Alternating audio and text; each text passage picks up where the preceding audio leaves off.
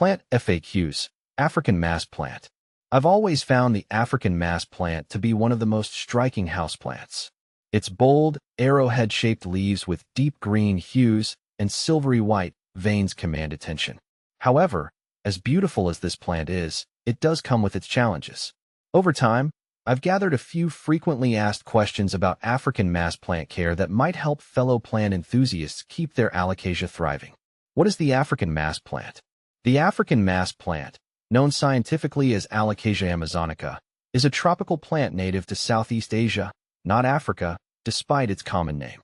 This plant gets its name from its striking leaf shape, resembling tribal masks, and belongs to the Araceae family. It's loved for its sculptural foliage and makes a perfect indoor plant for adding a touch of exotic flair.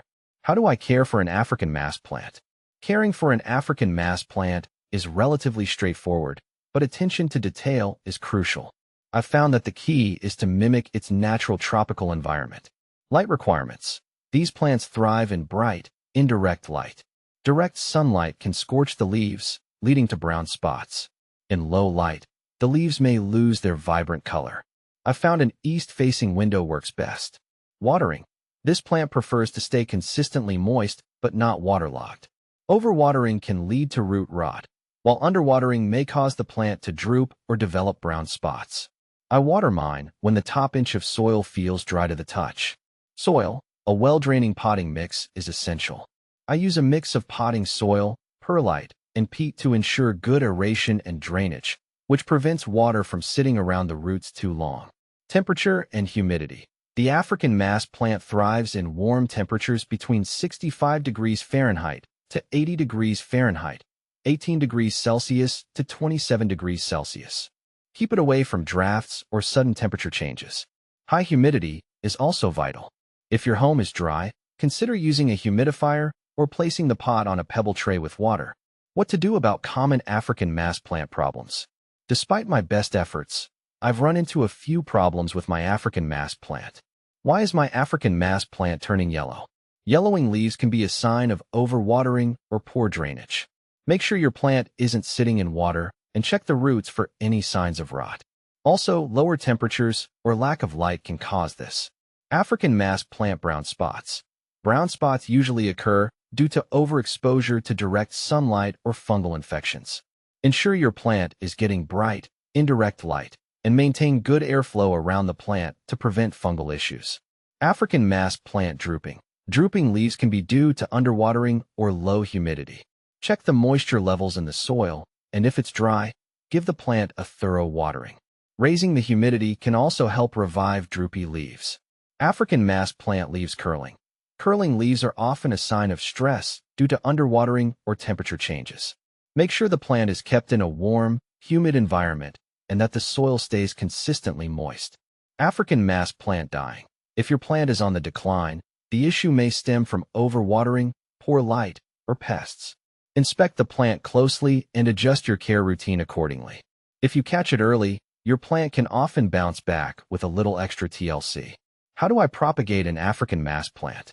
I've found that propagating an African mass plant is easiest through division. When repotting, carefully separate the rhizomes and plant them in fresh soil. This method is more reliable than trying to propagate from seeds, which can be a slow and challenging process. What are the African mass plant light requirements? African mass plants need bright, indirect light. Direct sunlight can cause leaf burn, while too little light can lead to leggy growth and dull leaf colors. Indoors, I've had the best success placing my plant near a window with filtered sunlight. Can I grow an African mass plant outdoors? The African mass plant can grow outdoors in warm, humid climates, USDA zones 10 to 12. However, it is not frost tolerant. If you live in a cooler region like I do, you'll need to bring your plant indoors once the temperatures start dropping below 60 degrees Fahrenheit 15 degrees Celsius. Is the African mass plant poisonous? Yes, the African mass plant is poisonous to pets and humans. It contains calcium oxalate crystals, which can cause irritation and swelling if ingested. If you have cats or dogs, it's essential to keep this plant out of their reach. Does the African mass plant bloom? Although the African mass plant can bloom, I've found that it rarely does so indoors.